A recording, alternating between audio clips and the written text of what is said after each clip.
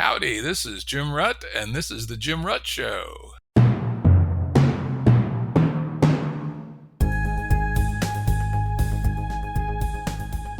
Listeners have asked us to provide pointers to some of the resources we talk about on the show. We now have links to books and articles referenced in recent podcasts that are available on our website. We also offer full transcripts. Go to jimruttshow.com. That's jimruttshow.com. Today's guest is Roar Bjonnes. Roar is the co-founder of Systems Change Alliance and a longtime environmental activist and writer on ecology and alternative economics.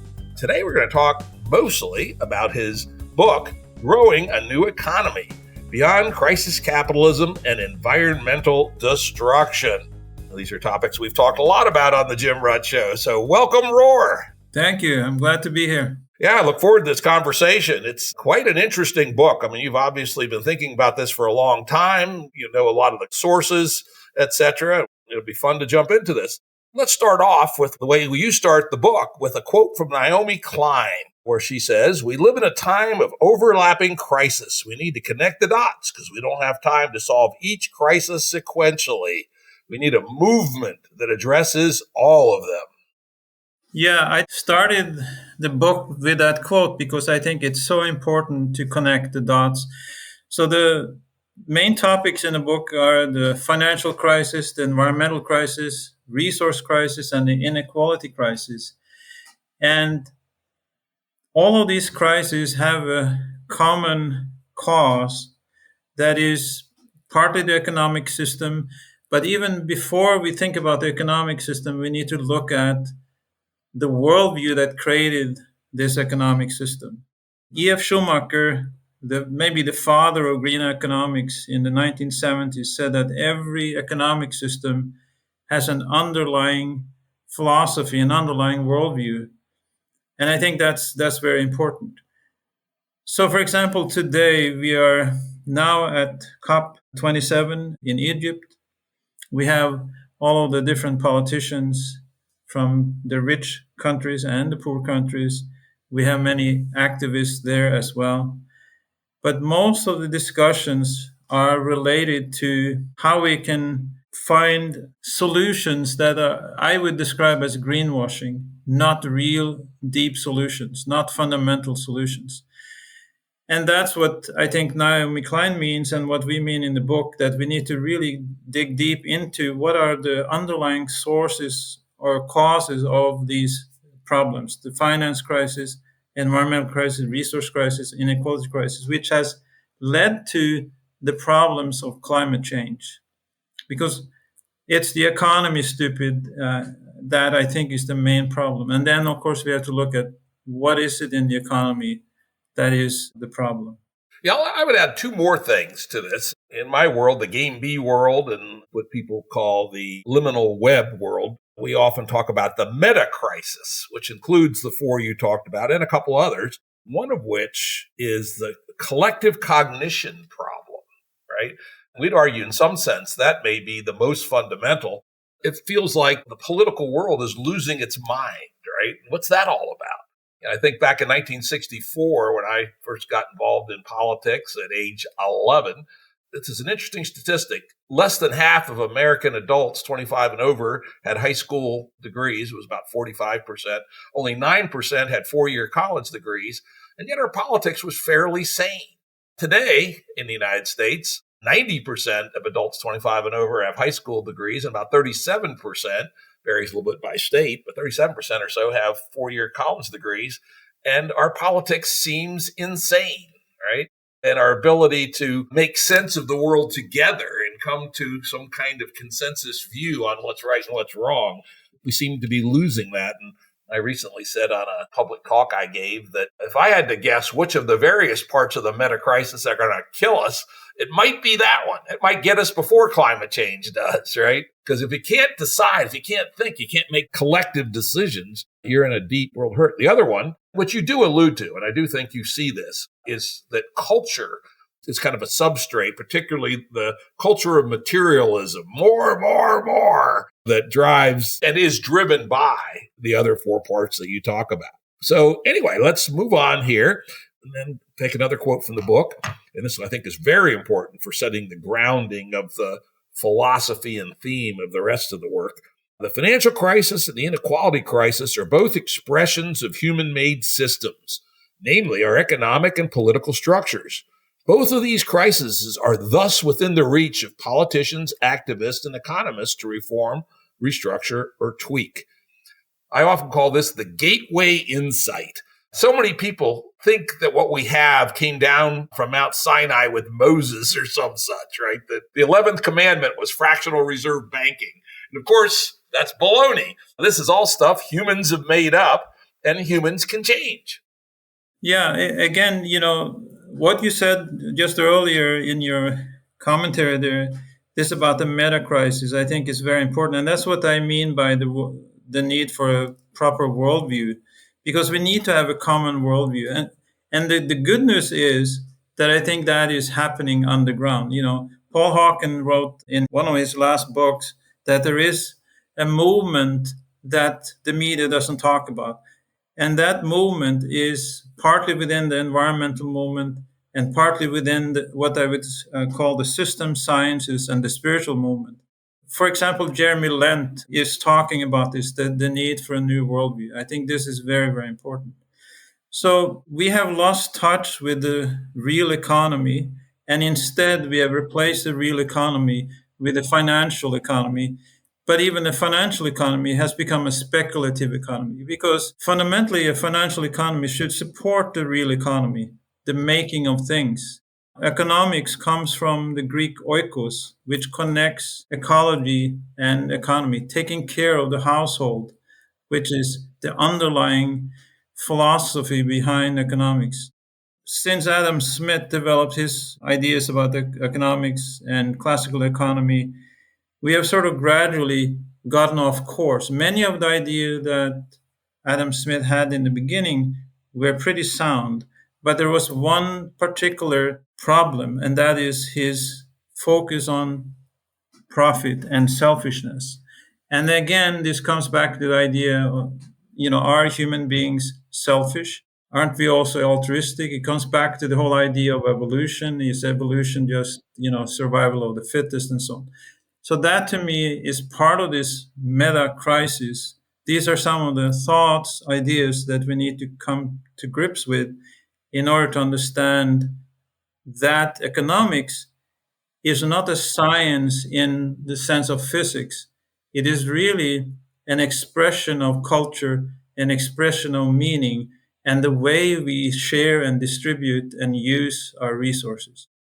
Yeah, you made a very good point that until around 1800, humans would have thought it very strange the way that we've put financialized markets at the center of everything.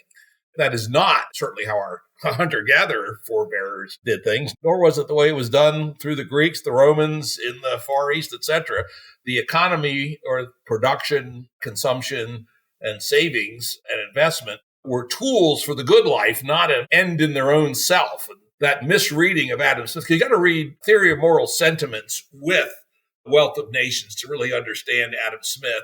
And people who focus only on Wealth of Nations come away with a distorted view. And unfortunately, the world actually did go that way. But they went that distorted view that celebrating personal greed is the way to collective good was a gigantic mistake.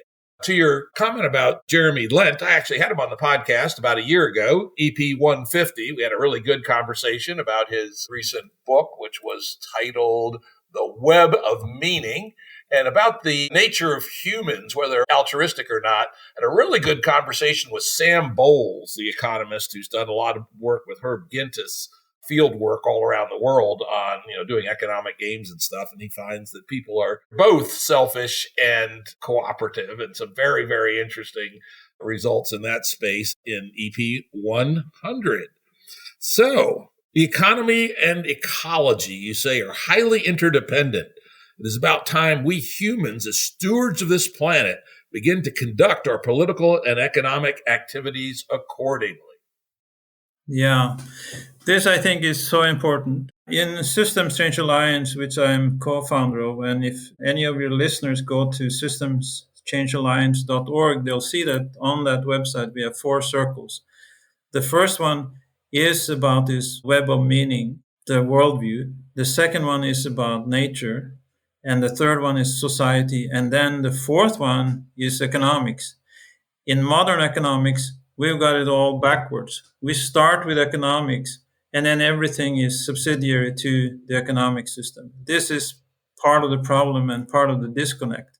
So this change started happening in the 60s. I would say Rachel Carson's Silent Spring woke people up to the fact that we had the environmental problems. And then, as I mentioned earlier, E.F. Schumacher in the early 70s with Small is Beautiful. And I myself was part of that movement. I studied agronomy, agriculture at that time, and was part of this small green revolution in Norway, where I grew up. We were able to turn one of the agricultural colleges into completely organic college. Today, it's probably the only one in Norway, and at one point, the only one in Europe that was wholly organic. So, as I mentioned, economics is oikos. There is a connection because all our wealth comes from nature. So if we don't understand how nature operates, which we have a much better understanding of today, and also we need to learn from indigenous people, and that knowledge, that wisdom needs to be reflected in economics. Sustainable economics or sustainable development is trying to do that. But the problem is sustainable development became, a hot topic in 1987 with the Brundtland Commission in the United Nations. But as you mentioned earlier in our talk before the show, it's gotten worse since then. The more we talk about sustainable development, the less sustainable development we're having. And that is because of this huge disconnect between economics and ecology. We are taking nature for granted. It's been looked upon as a free lunch. But as we all know, there's no free lunch. We need to have an economic system that is guided by the laws of ecology. Yeah, in fact, that's the fundamental disconnect in some sense, right? Well, there's two. One is disconnect from planetary safe limits, and the other is focused on money return as an absolute good, irrespective of human well-being, right? And the two together are essentially, the fundamental problem. Now, of course, it is interesting, and I often point out that, our modern world started to form around 1700 and reached its clearly visible form around 1800. And in 1700, one can understand how we got to the system we had. In 1700, humans were relatively few. It's hard to believe, but as recently as 300 years ago, there were only 650 million humans on Earth, less than a tenth as we have today. And the energy consumed per human on a worldwide basis was less than a tenth of what it is today. Most of it was animal power, surprisingly, with human power second and wind power third. And of course, since then, we've gone through what Nate Hagens, who we had on the show recently, calls the carbon pulse, where particularly after about 1800, we discovered how to not only find fossil fuels, but then to use them in things like steam engines and then internal combustion engines and later turbines and reactors and such, and ramp up the level of energy intensity. And at the same time, the miraculous, frankly, discoveries in biology in the late 19th century allowed us to turn the death rate down and life expectancy up. Though actually death rate down turns out to have been more important than life expectancy up. And we've had this astounding population explosion where we've gone from 650 million people to a little bit less than 8 billion people, probably heading for 10 and 11. So anyway, what we take away from it, people in my world take away from it, is it's perfectly understandable that the status quo formed the way it did between 1700 and 1800. Because at that time, we were small and weak relative to nature. But we are no longer. And certainly by, say, 1945, we had the numbers and the power to dominate the world and destroy it, potentially. And since 1975, that's been very clear. It's about when we passed 3.5 billion, which might be the carrying capacity of the Earth without advanced fertilizers and technologies and such. Since then, we've clearly been overrunning the sustainable capacity of the Earth to support the human race. And for me, the short form, I'd love to get your reactions. The short form, the fundamental problem, deeper than all these epiphenomenal problems, is that the current status quo has no brakes. It's built for exponential growth above all else. And that the real transition we have to make is from exponential to some form of metastable social operating system that is congruent with staying within planetary limits. Does that make sense to you? Oh, totally. I agree 1,000%. Very well summarized. Another thing that I just wanted to add to that, what shifted in the 1700s was also this idea that instead of us being part of nature, nature was seen as a machine. And that is one of the disconnects that Jeremy Lent points out in his book, The Web of Meaning, which also caused this, what you're talking about, the exponential growth, because then we looked upon nature as just another operating machine that we could utilize at our own, interest and growth and so on. Yeah, this is the fundamental problem with capitalism, this idea that we can have endless growth without consequences. We have seen in our civilization that there are serious consequences to this endless growth. And that is the fundamental problem. I would say the problem in terms of economics. And so that is what we're seeing today since, as I mentioned, the topic of sustainable development came on the scene in 1987. We have seen more and more exponential growth. I come from Norway, and Norway is often hailed as the most sustainable country of the Scandinavian countries, the greenest on the planet and so on. However, the reality is if everybody lived like Norwegians, we need 4 planets in order to sustain ourselves. And this is at the very heart of the problem. So now, in the green movement, we have sort of 2 worldviews. One is the no growth movement, which is addressing many of this. We have the steady state, and then we have the green growth. And there's sort of a headbutting going on between those 2 worldviews. In one sense, I think we need a little bit of both. We need some green growth in the developing world, because we in the rich world, we have extracted our resources from that part of the world. We created inequality. Thomas Piketty, the French economist who, wrote a 700-page book and which became a runaway bestseller, focused on the growing inequality that is happening in the world today.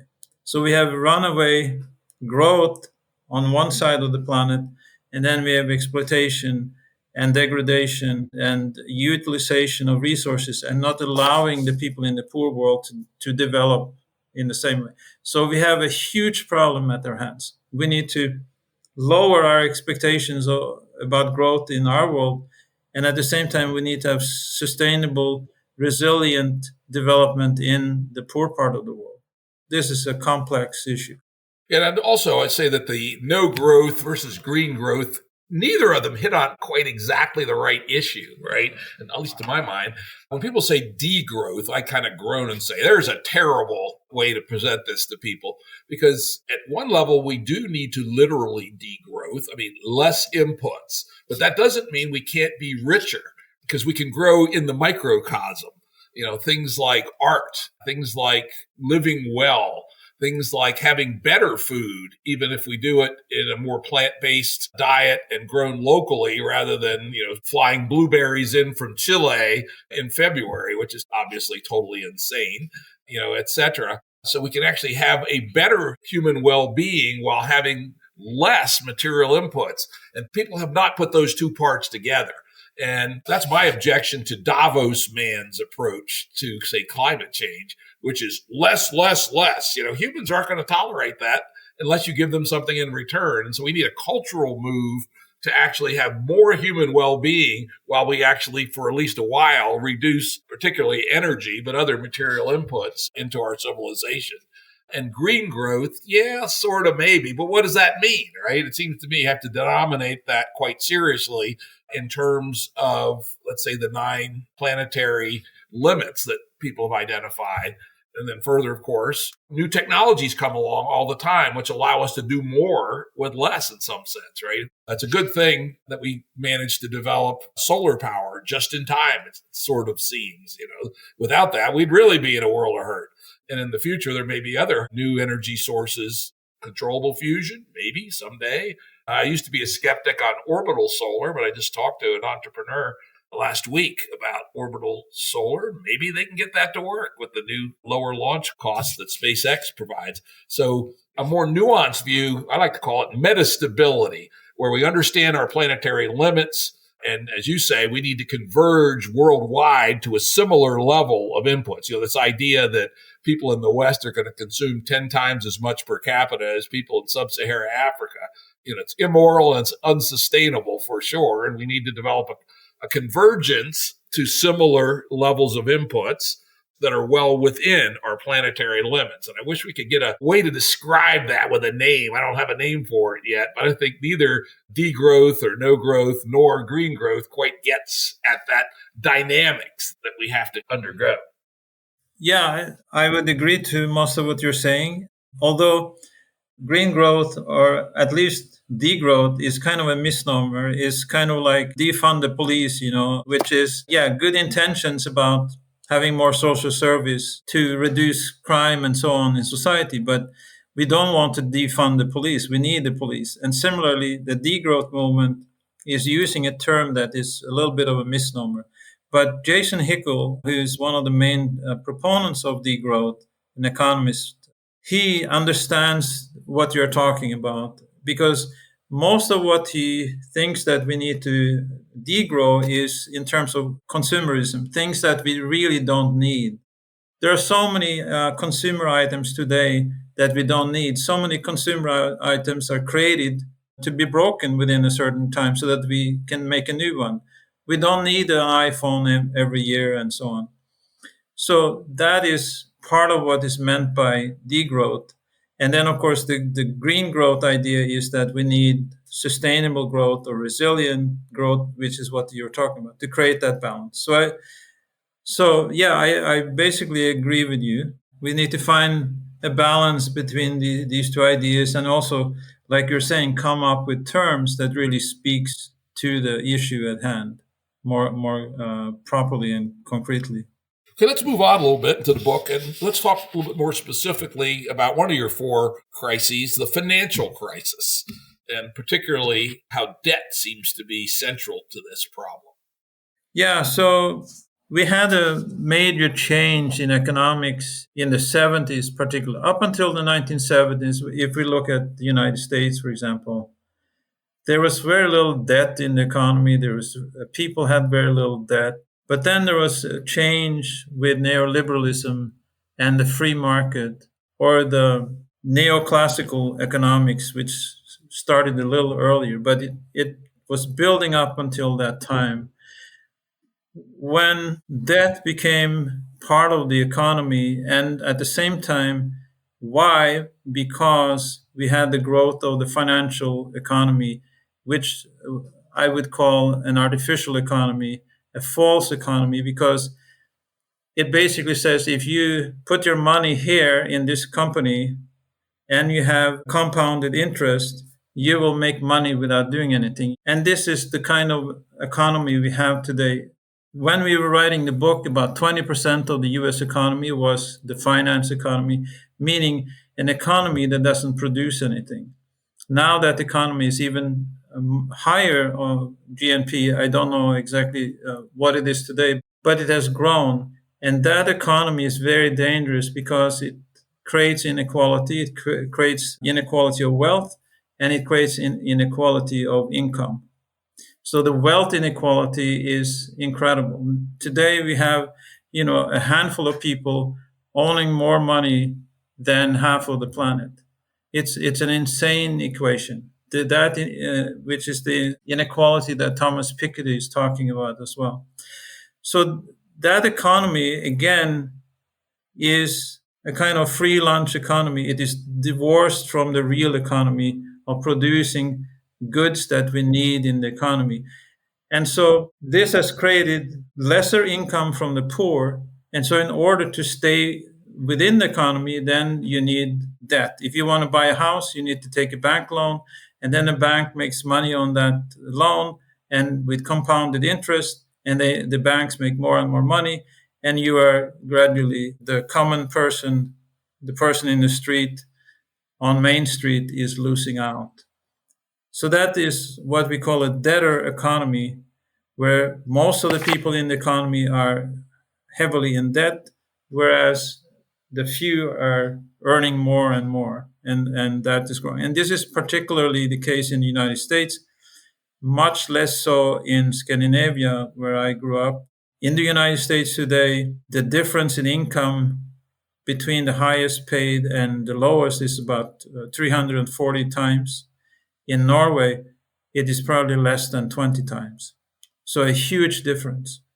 So there's less of that speculative debtor economy in Europe and particularly in Scandinavia, but it is the predominant part of the economy in the United States. Yeah, I looked it up this morning when I was preparing my show notes, and as late as 1965, the ratio of CEO pay to worker pay was 21 to 1. And the most recent number in the U.S. that I could find for 2021 was 399 to 1. Oh, so it's even higher, yeah. So it's moved 20x as a ratio. And again, this goes back to the sort of this fundamental introduction that you made, that these things are within our control. It is actually kind of surprising that the masses of people have put up with this. In historical terms, when you get this much inequality, that's when the guillotine starts to clank. We haven't seen the guillotines out yet. I wonder what that's about. Yeah, that's true. Well, again, if I compare to the United States with Europe, Michael Moore had one of his films. It was called "Where Do We Invade Next?" I think the title of the film was. He was in France, had a group of American expats around the table, and he asked the question, "What's the difference between the United States and Europe in terms of politics?" And one American woman said, "The difference is that in the United States, people are afraid of the government, and in Europe, the government is afraid of the people." There is some truth in that. What she meant is that in Europe, and this has, I think, shaped the European economy, and especially again in Scandinavia, where you had very strong union movement and an opposition to government policy since the 1930s and onwards. And this has very much shaped the Scandinavian economy because every year in Norway, for example, the labor union leaders sit down with governmental leaders to create policy and set income levels and so on and so forth. There's constant negotiation back and forth. That we haven't had in the United States. And that is one of the reasons why there is such a discrepancy between the highest and the lowest pay. So in other words, you have more socialism or Marxism in Europe than you have in the United States. And I think we see that in politics today. We had election yesterday, and we see that there's actually now, interestingly, a growing union movement in the United States, which I think is a good sign. But historically, it's not been a very strong movement, and that is part of the reason. There are no mechanism for direct negotiations between the owners of business and the workers. Yeah, of course, the U.S. did have a relatively strong union movement up until the early 60s. And of course, it was an institutional problem.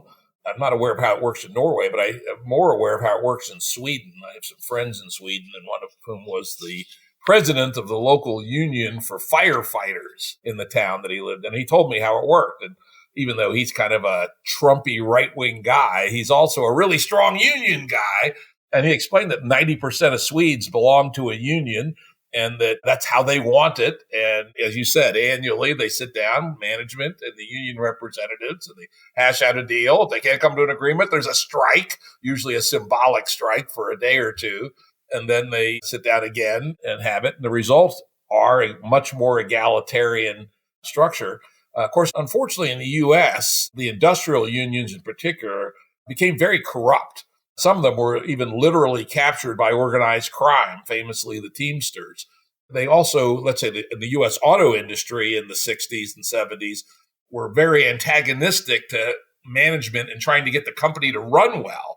They were pretty good at getting very good wages, but they had very restrictive work rules and stuff, which led the U.S. car companies to be essentially overthrown in market share by the Japanese and to a lesser degree the German ones. You contrast that with German unions, where again they have very strong unions, but in Germany the unions actually have representatives on the supervisory board, and so they work with management to make the company more successful, but at the same time demand a fair share of the economics. The U.S. unfortunately didn't develop those institutions, and one of the things I like to always point out is institutional design is really, really important. And we just did not do a good job of modernizing the unions, which did remarkable things from the 30s to the late 50s, and then kind of became rigid and corrupt in the early 60s. And at that point, frankly, it made good sense for businesses to try to get the unions the hell out of their business because they were rigid and stupid and often dominated by criminals. What we should have done is looked at people like Germany and Sweden and Norway, Denmark, I assume, and reinvent this kind of general union cooperation between workers and management for the benefit of both. But America didn't do that. And UK didn't do that either. It seems to not be a Anglophone kind of thing to do. And institutions do matter. Yes, I agree.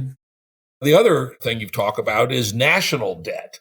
Not only do we have private debt, but all around the world, we have countries that have grossly exceeded reasonable debt levels. And the chickens are going to come home to roost now with interest rates going up.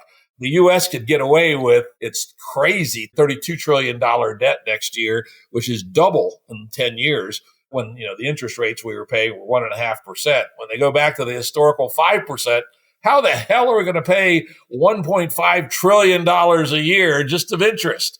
And the U.S. is in better shape because all of its debt's denominated in its own currency. But you look at countries like Greece and Italy and Spain and Portugal, and we have a new and maybe much worse financial crisis that could well be coming. I totally agree that crisis is looming on the horizon. And one of the reasons why the U.S. is still doing okay is because, the U.S. dollar is the main currency in the world. But if China and Russia and other countries start to demand, doing business in their currency, then we would be in trouble.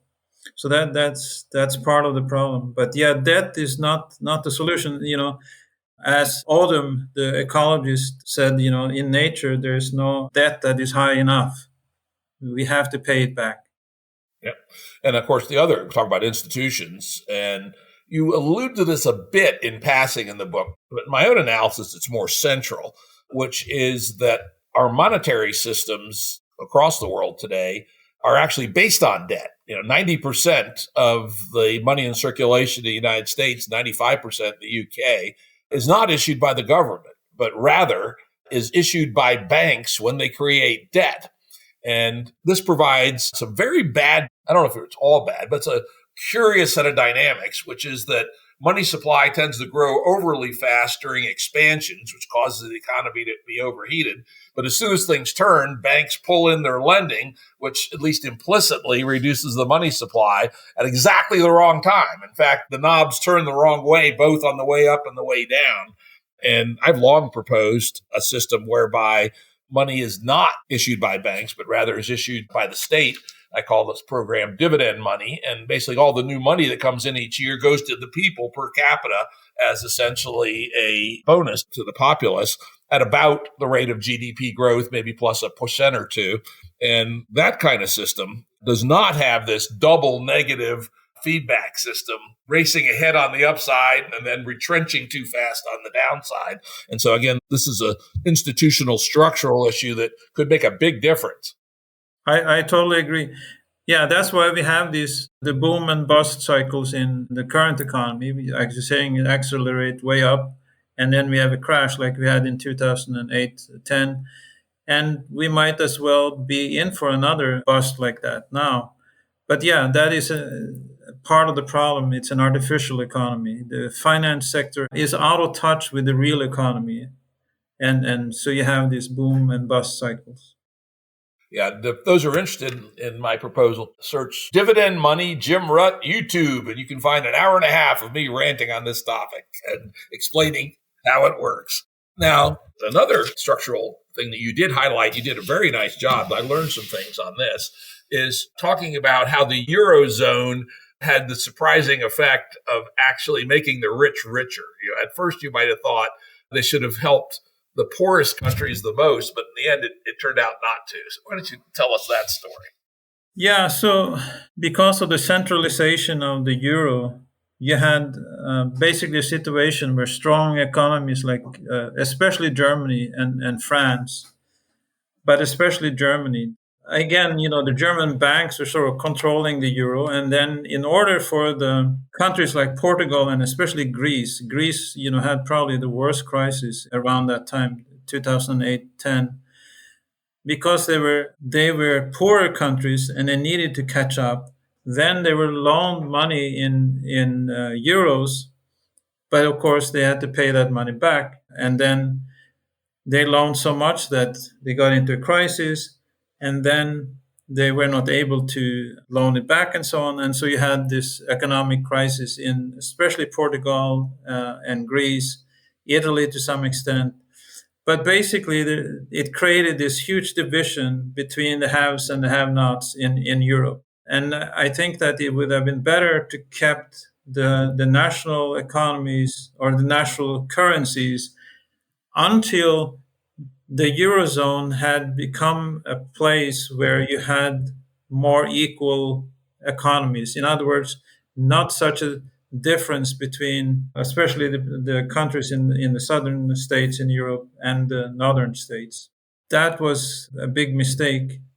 Although I think they recognize some of that mistakes and it has balanced to some extent. But these same countries are in debt still and haven't really recovered from that crisis, especially Greece. Listeners who aren't up on the details of macroeconomics, one of the key things about having your own currency is if you are less productive, let's say you're Greece versus Germany, you can change your exchange rate. And it actually has some very interesting effects. It doesn't impact the well-being of your citizens very much, a little bit, but it makes your exports much more competitive. And so that even if your productivity rate is less, your industry can be preserved. But as you point out very cleverly in your book, the Germans are more productive. If the Germans and the Greeks are linked in the same currency, there's nothing the Greeks can do about it. And they essentially become deindustrialized by the fact that they don't have the flexibility to adjust their currency to the reality economic situation. I'm going to point out something else about Greece, though, which points to a really big pattern, which I don't think has been seen enough by people. Greece has had all kinds of historical problems. They've had problems collecting their taxes. They've had a lot of corruption. But what people don't know, generally speaking, is Greece spends one of the highest amounts per capita on military of any country on earth. I looked it up this morning, and Greece spent last year 3.87% of its GDP on military. Germany, 1%. Japan, 1%. Even Taiwan sitting under the gun of the Chinese, like 1.3%. Even the United States, about 3.5%. So Greece is one of the biggest spenders on military, and mostly it's because of their feud with Turkey. And you go, what the hell's this about? 2 NATO members? They're not actually going to go to war with each other, but there's this arms race. In fact, in our Game B world, we talk about this as the multipolar trap, where frankly, the stupidest thing human race can do is spend money on the military. Well, second stupidest. The stupidest is to fight wars, right? Wars are nothing but bad for the participants in them. But because one country can threaten the other, let's look at Russia and Ukraine, it forces everybody else to increase their military spending. The Germans are going to double their military spending. And so we're kind of caught in this multipolar trap of defense spending. And here's the part that people haven't seen yet, I don't think, is that while we talked about that exponential economics is the problem that's going to destroy the ecosystem if we can't find our way to economic stability, since at least the American Civil War, military power has been relatively strongly correlated with economic power. So if you back off of exponential economics before the other guys do, while you're still caught in the multipolar military trap, you lose. So it's actually a very deep and dangerous conundrum that we have to find a way to back away from the military multipolar trap at the same time we're trying to back away from the economic exponentiation. Greece would be way better off if they were spending 1% of GDP on military like Germany does rather than 3.87, but they haven't found a way to back away from that. That applies on a worldwide basis, basically. Yeah, I wasn't aware of that, actually. That's a very good point. It's quite interesting. The more broader thing is even more than the percentage of GDP, it's the fact that the perceived correlation between economic power and military power.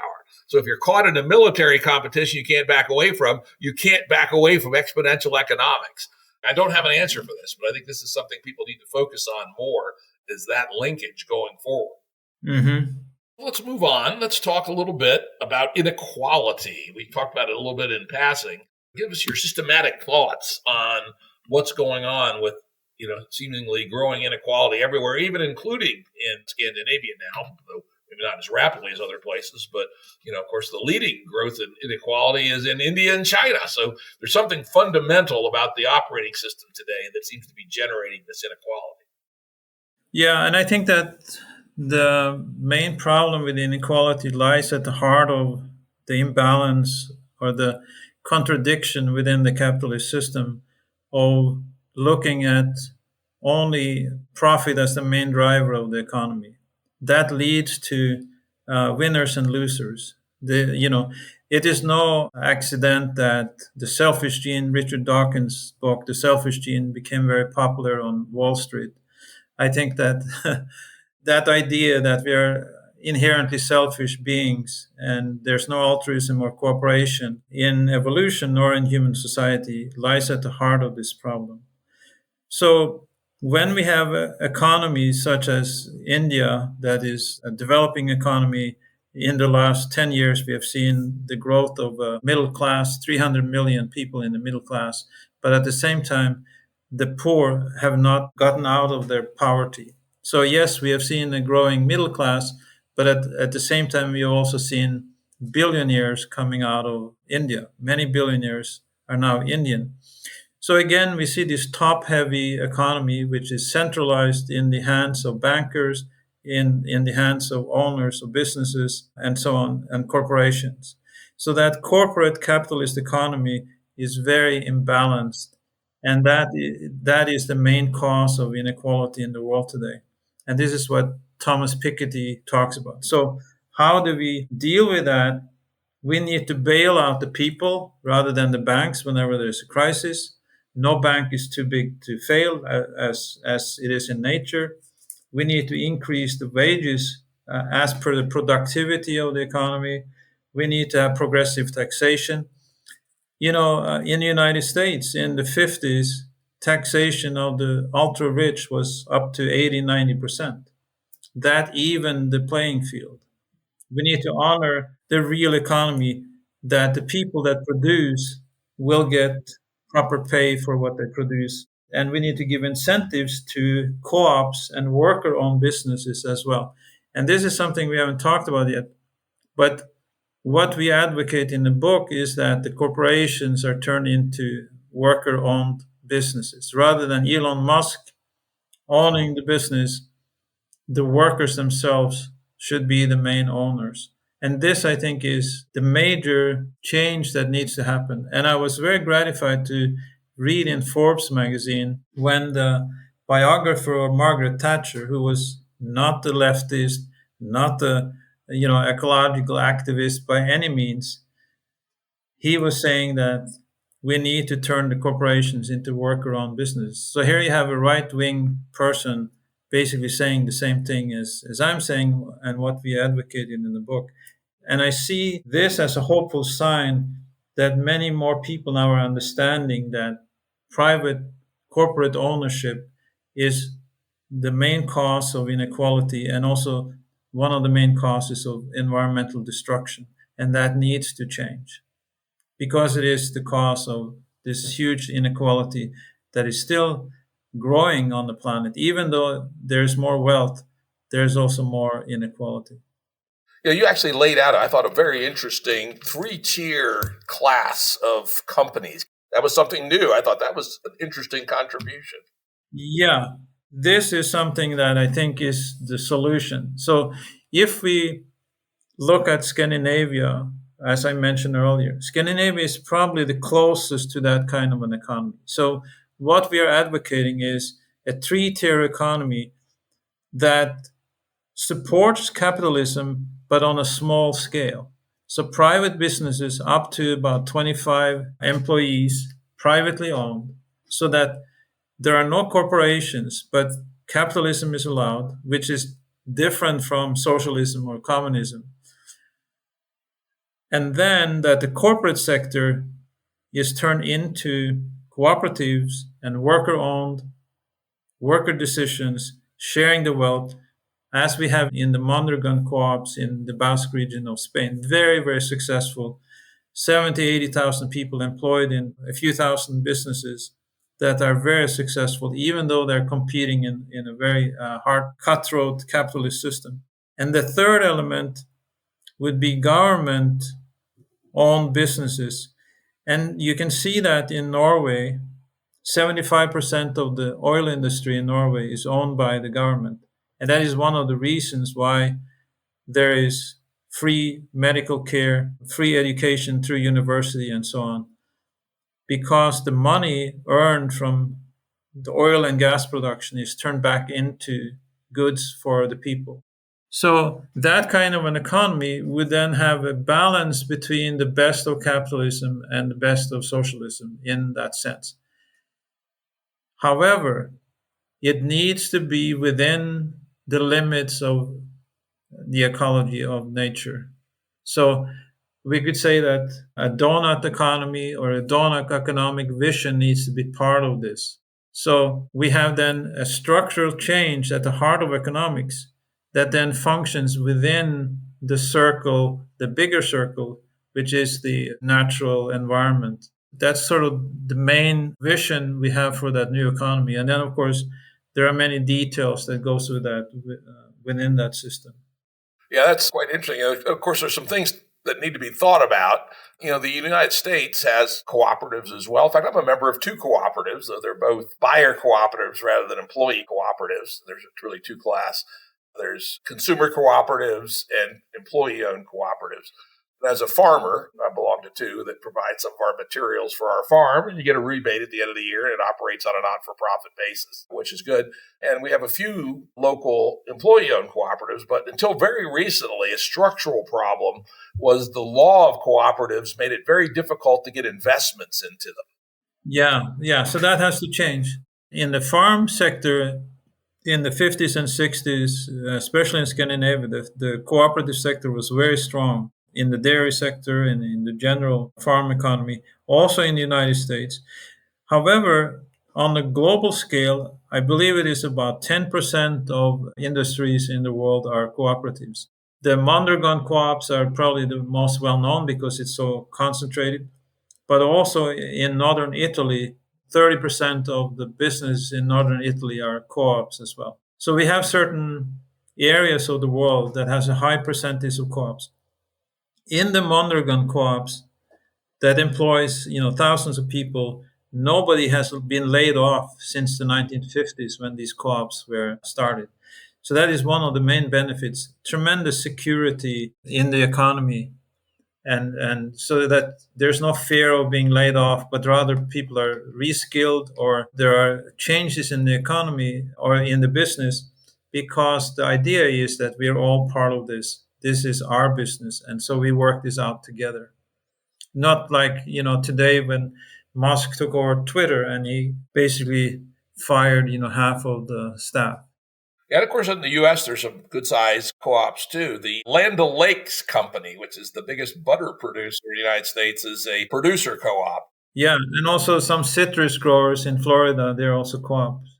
Yep. And though, again, we talked about it earlier, it's kind of, especially for a more traditional company, let's say a factory or something, gaining capital to build the factory is actually quite difficult. Though fortunately in the U.S., there just recently been some changes in the law to produce so-called hybrid co-ops, where you can bring external capital in at a fair rate of return, right? Maybe it gets a 5 or 6% rate of return, not a 16% rate of return. Venture capitalists are looking for, on average, 16 to 20% rate of return.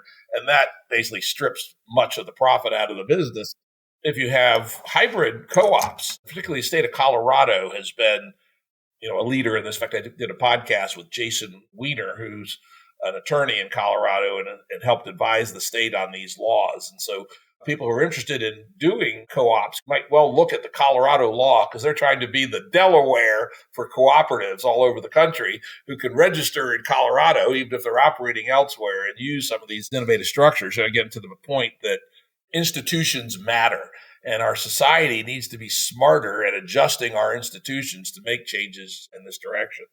Now, government ownership is interesting. I can see the argument for it in things that are utility-like, for sure. I mean, water systems, sewer systems, even municipal power, internet, those all kind of make sense. That is where we are advocating that the government comes in.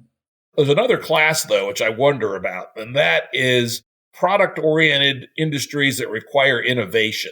For instance, it would scare me to have the government own something like Tesla, which is, very driven by innovation, or Intel. Presumably, there needs to be another structure for research-intensive, innovation-driven companies that nonetheless still have to be big. Any thoughts on that? I agree. And I think that those could still be cooperative. Some may be privately owned, so there has to be flexibility here. Maybe a small private company producing very specialized item for a larger industry.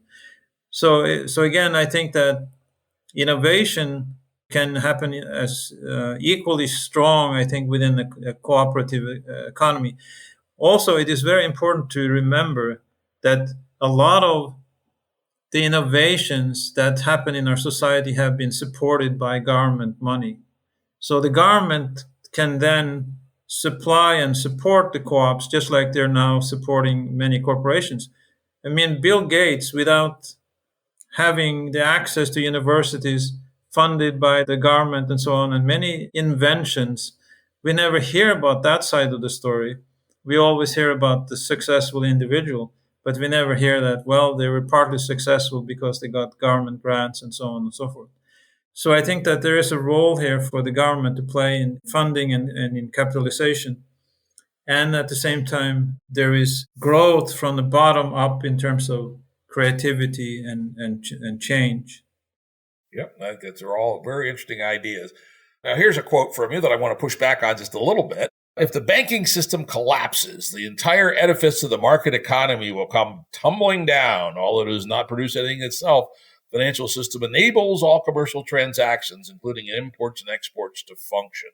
I like to point out to people that maybe less than we think. In reality, finance is nothing but pointers to wealth. It is not wealth itself, right? If all the money in all the stock markets disappeared, the factories would still be there, the farms would still be there, the trucks would still be there, human capital would still be there. And in fact, we have a handful of interesting historical examples where banking and finance essentially disintegrated, and yet new systems were put in place and the economies restarted remarkably rapidly. Two I've done some research on are the hyperinflations in Germany, Hungary, and Austria in early 1920s, where literally, you've seen the things in the college textbooks of people pushing wheelbarrows full of currency to buy a loaf of bread. And essentially, the value of money got wiped out, etc. Argentina, 2000, 2001, had something similar occur. And yet, especially in Germany, when they introduced the new mark, the economy restarted in a week. It was quite remarkable. So I say, yes, we think we're utterly dependent on banking and finance, but I also argue that as long as we had an architecture to replace it with, you could actually make a more radical change in that area than people think, because money is not wealth. Stocks are not wealth. They're coordinating signaling devices, and they're probably more changeable than we tend to think, and certainly more changeable than the powers that be that dominate those institutions would like us to think, which leads me to some radical ideas, things like we'll talk about that soon. You have an interesting idea about how to handle excess sovereign debt. But I might go a step further and say, hey, let's eliminate all debt. Let's do a global jubilee. Let's clear the decks, right? Let's introduce a new monetary system of the sort I've talked about, where money is issued by the state as a per capita dividend to the citizenry.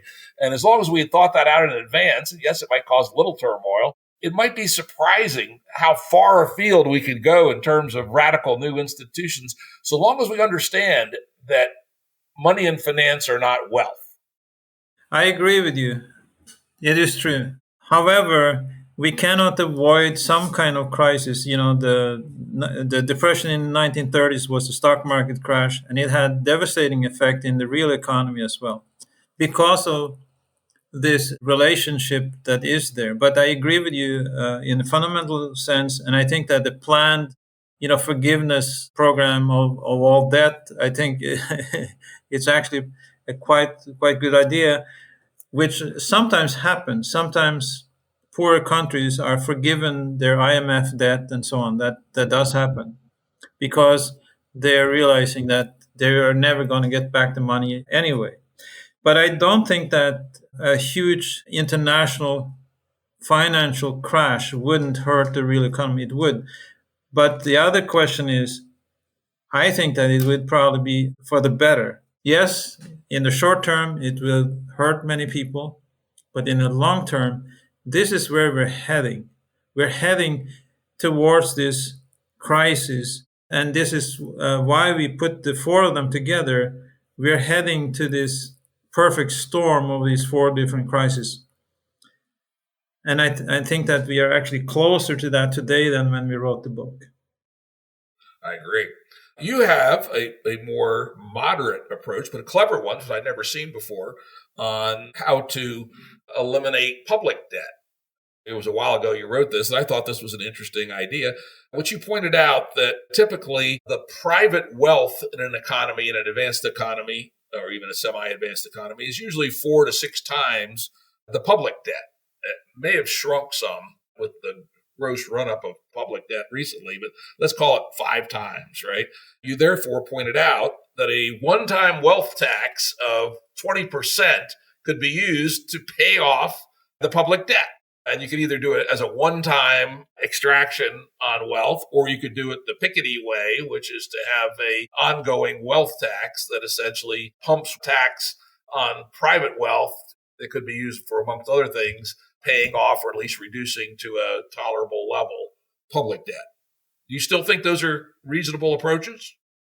Yeah, I do. I think that progressive taxation is a way to go as a reform strategy. But in the long term, I think that the restructuring of the economy is necessary to avoid these booms and bust cycles in the economy. And that's why we are focusing in the book, in the last part of the book, on the solutions, on what we would call a restructured, decentralized economy. More economic democracy, not just political democracy, but economic democracy, meaning that the people involved in economics, working day to day, are also part of the decision making in the economy.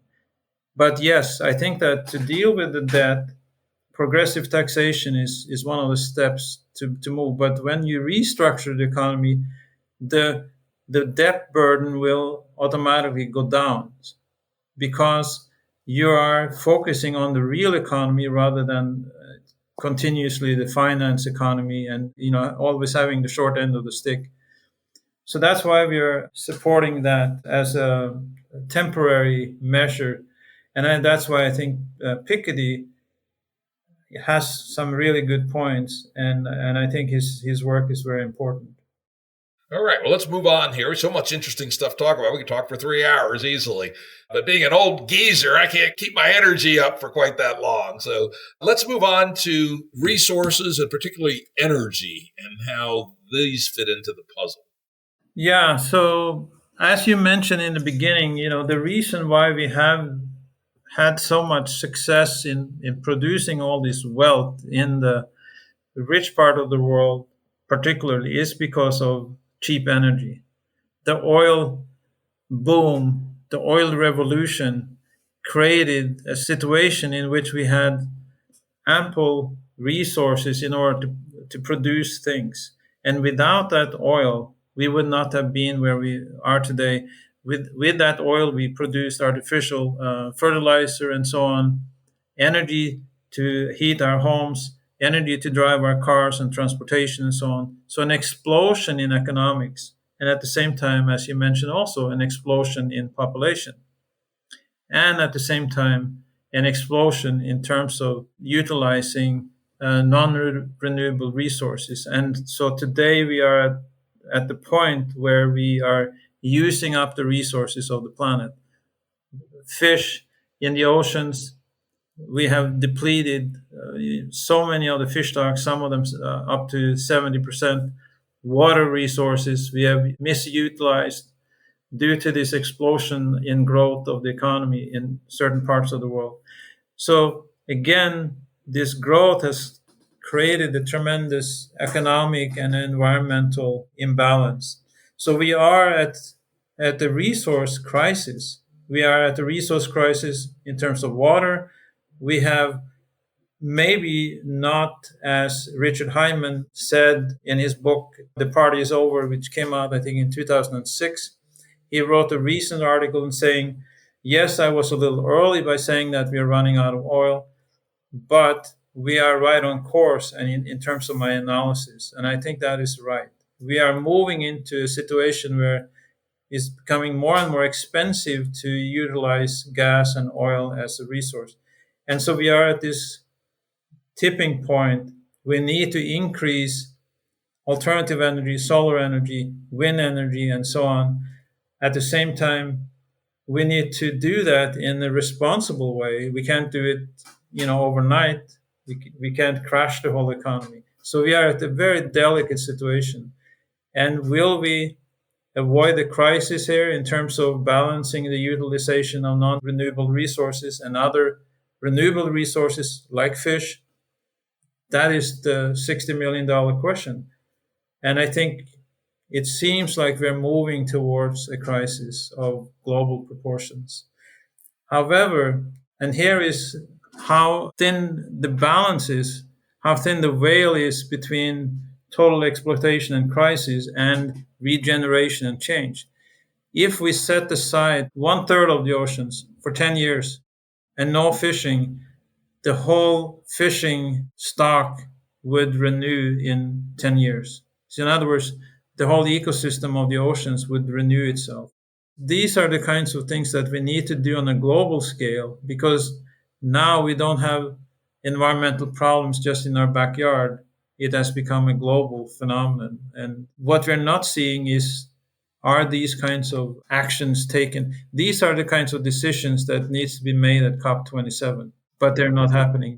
They're rearranging the deck chairs on the Titanic, basically. That's correct. That's exactly right. And then, I recently was talking to some people involved in the ESG investing space, right? Environmental, sustainable, and governance type investing. And that's turned into greenwashing as well. It's letting the current group of elites make teeny little changes is not going to get us there. What it's most likely to do is get us a, fascist dictatorship, because they're not encouraging us to move in ways that improve in human well-being. It just makes no sense. It's really crazy. So much interesting stuff to talk on. Let's move on. Something that's going to get me to go back and do more research. You pointed to, what's his name? Polanyi, is that how you pronounce his name? Carl Polanyi, yeah. Yeah, and I think you got it from him and some other related people. The idea that we have made a huge mistake when we think of land, labor, and money as the same as commodities. Could you talk about that a little bit? I think that's a really interesting insight. It's going to make me do a little research and learn more about that. Yeah, so Carl Polanyi was a Hungarian economist, and he wrote The Great Transformation in the 1940s, and he was prophetic. He basically pointed out what has happened, and that is, he said, we have created a market economy that is based on production and the selling, supply and demand. But that system needs to be guided by society, by the culture, and it cannot be devoid from that. And in addition to that, we have turned everything into a commodity. land, money, labor as something that can be sold and exchanged. And he basically said this is the heart of the problem in our economy, and he's been absolutely right. So when we commodify everything, nothing is sacred anymore. Morality is out the window, ethics is out the window. David Brower, the founder of the Sierra Club, he had a wonderful saying. He said, "Every new invention is guilty until proven innocent." If we had followed Carl Polanyi's message, we would have thought twice about letting new inventions onto the market if we had that kind of ethics. And this is what Carl Polanyi was talking about. But because everything becomes a commodity, it can be bought and sold on the free market, then everything is just a thing. There's no sacredness, there's no culture behind this, it doesn't have any value apart from the monetary value. And that's been the downfall of Western civilization. This is at the heart of the problems that we're facing today. And we need to resacralize the planet, the work, human interactions, ethics, morality, values, spirituality needs to become central to the way we do economics. It's interesting that when I was reading the book, I had just recently given a talk on issues like values. And, I pointed out that it's a moral obscenity. And I'm not going to, I think I used the F word to emphasize it in my talk, as I sometimes do, that the richest country in the world has tens of thousands of homeless people living on the streets. How could that possibly be? How could that be a moral decision like what has happened in San Francisco and Los Angeles? And you think about it, I had that in my mind. Then I finished reading your book, and I came across this, and I said, to treat land and specifically housing as if it were just any other commodity ends up with that result. When I first was an adult, you could rent perfectly reasonable housing for a reasonable percentage of your salary. And this is like a great example of the conundrum and why thinking about this wrong produces terrible results. But since 1975, the cost of housing has skyrocketed, right? What used to be a $300 a month apartment is now $3,500 a month. And here's the key. It's the same damn apartment. No new wealth has been created. And so essentially, literally, the rentier class has pulled a massive scam on humanity by moving a greater and greater percentage of our work labor, the blood of our lives, into paying for rent, or the rent equivalent in purchasing a house. And it makes no sense, right? Why would we want that? Yet it's happened despite the fact that it's essentially crushing the well-being of anybody who's not affluent, and at the margin results in tens of thousands of people living on the street in the richest city in America. Yeah, it is so true. We are living in a rentier economy. It's exactly right. And companies like Uber and Airbnb are capitalizing on that rentier system and destroying. For example, I was in Portugal, in Lisbon, a couple of years ago at the conference. And I heard that many of the local neighborhoods had basically been destroyed. People couldn't afford to live there anymore because of Airbnb. Private investors were buying up whole blocks of apartments and then kicking out the older people living there. And now the rents are sky high, and many of them are, rented out as Airbnb. So yeah, it is true. We have created the rentier economy. We are all in debt. And we have all become rentiers. We are the modern serfs of this economy, and it's not really improving. It's not really changing. And it's not. But to your point at the very beginning, that these are all human constructions. And if we had the vision and the fortitude to assert our democratic power, we could change these things. Exactly. That, again, is the fundamental issue of economics. So much of it has to do with values, morality, and vision and worldview, because that is what creates the economy that we want. So in other words, it is a construct, and we need to construct an economy that is based on good values, creating a good society, basically. I mean, it's that simple. Indeed. And we're coming up here on our time, unfortunately. As I said, go on, talk endlessly on this stuff. I'm going to now switch, running through some of the tactical financial and related reforms, which you suggested, just get your quick reactions to them. And maybe you can tell us a little bit more. One you proposed is credit default swaps should be regulated, just like the insurance industry. And here's a controversial one. One should not be allowed to buy credit default swaps with assets that one does not own. Yeah, because that just feeds into this artificial speculative economy. It just keeps that speculative economy growing rather than creating real wealth for real people. As we know, it was also the spring that when it was pulled way back, when that was released, that's what caused the financial crisis in 2008. That and some related chicanery that very few people know about rehypothecating collateral. But just look that up. Rehypothecated collateral, people. Google that term, and when you read it, you'll be horrified at what our financial system is doing behind the scenes that has nothing to do with productivity and does nothing but adds risk to the system. Naked short selling should be banned. Yeah, again, short selling, it's just more of the same. Speculation on money, making a quick buck, literally in cyberspace, not creating any real wealth. Though I'm going to push back on this one a little bit. Companies can be good or they can be bad. They can be misleading the public, etc. And short selling is a way to signal that you think a company is being duplicitous and that it doesn't actually have the potential that it's claiming in the marketplace. And if we think of, finance and money as signaling modalities that help us operate cooperatively in a decentralized fashion, I'm not entirely sure that getting rid of short selling is a good idea. I'd like to be able to call bullshit on companies that I think are not what they say they are. Right. Yeah, it's true. I see your point. Yeah. In some instances like that, I think it could work. Yeah. Though on the other hand, on smaller companies, you can crush a company by organizing a big short. But on bigger companies, it may be useful. So I want to rethink that one a little bit.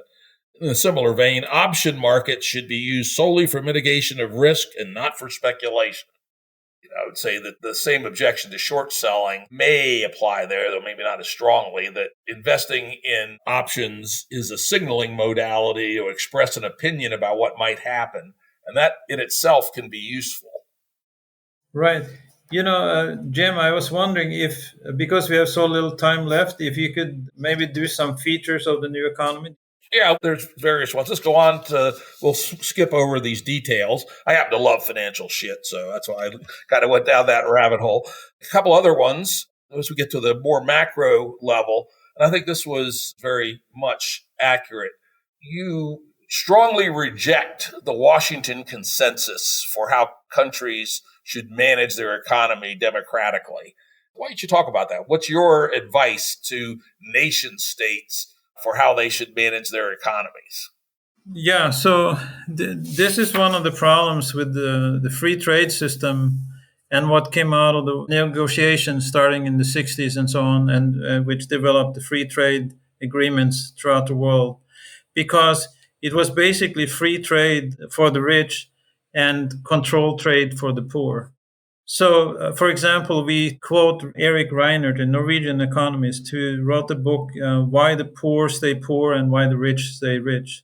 Because free trade agreements were used for the benefit of the rich so that they could have easy access to raw material. This happened in Africa, in South America, in India. It goes all the way back to colonial time. And in effect, free trade is in many ways a continuation of colonial practices, meaning that, for example, in the United States, one of the rebellions that created the United States was the rebellion against the British for not allowing the United States to industrialize. The British wanted the United States to be an agrarian economy. And that is literally what has happened in so many parts of the world, where the poorer countries was not allowed to industrialize. And so trade agreements need to be fair.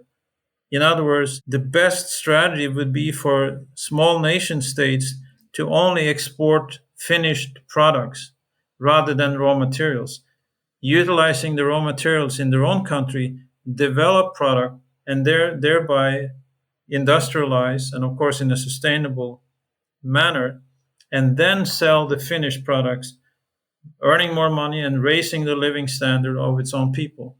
But this is not happening in the current free trade agreements. They are not fair, and we need fair trade, not free trade.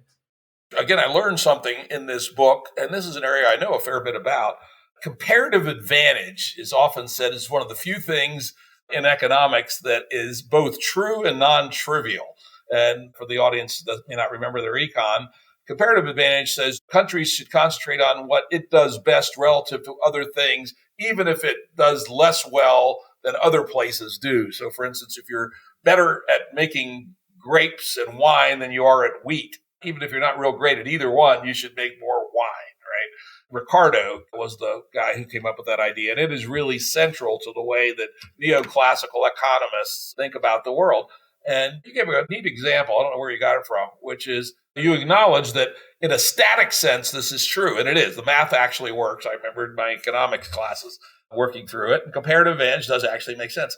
However, you made the very nice distinction that if you only stick with what you're currently good at, it's very much like a 6-year-old child choosing to go to work shining shoes rather than go to school. And that what the idea of comparative advantage misses entirely is the dynamics of the evolution of a society. You know, you pointed out the Brits wanted the U.S. to be a raw materials, trees, tar, maritime supplies, and agriculture, tobacco, etc. But the Americans didn't want that. Particularly Alexander Hamilton realized that if we're going to have an industrialized America starting in competition with this global monolith of England, we would have to have high tariffs to do import substitution as a way to bootstrap our way up the stack, very much like rather than setting your 6-year-old out on the street shining shoes, put them to school for 16 years so they could get a better job. And I think that was a very, very interesting perspective and is the first good refutation I've seen of Ricardo's comparative advantage. Yes, and what Ricardo's system led to was protectionism for the rich and free trade for the poor.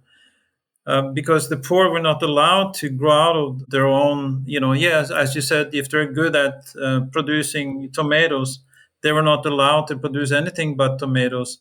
They were not allowed to industrialize and so on. So that comparative advantage led to a disadvantage for the poor countries. And that's one of the reasons for the inequality we have in the world. Okay, now let's get on. We'll probably exit here because we're getting up on our time. Some strong recommendations, which, as you can tell from my conversation, I'm kind of good with strong stuff. You recommended caps on wealth and income. So let's talk about that. Yeah, I think one of the ways to get rid of this finance crisis that is brewing, and it is always there, and this artificial economy is to have a wealth tax, a cap on high income. We have caps on minimum wage. Why should we only punish the poor and not the rich? And because we had that in the 60s, 50s, in the United States, for example, and also in Europe, progressive tax. But as I mentioned earlier, taxation is really a way towards systems change, structural change in the economy. So I don't see that as so much necessary when we have a society that is restructured economically. Then there will be less need for progressive taxation because naturally people or a few people will not earn as much. But today, I think it is very important. We need to get the money from somewhere. Like you said earlier, why should the richest country in the world have tens of thousands of people living on the street? It's insane. It is unjust.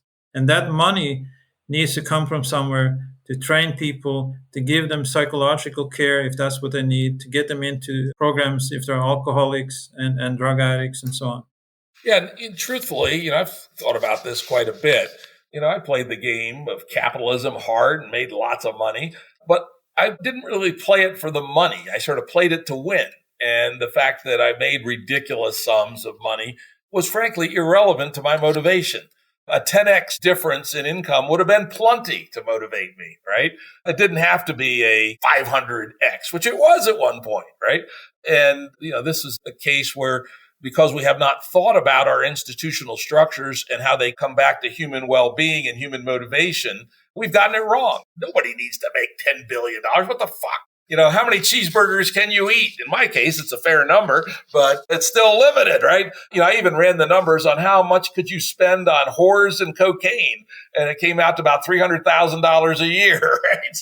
So even if you want to be a total degenerate, these kinds of things are just entirely broken. And there's nothing wrong with us saying a 10x difference in incomes is good.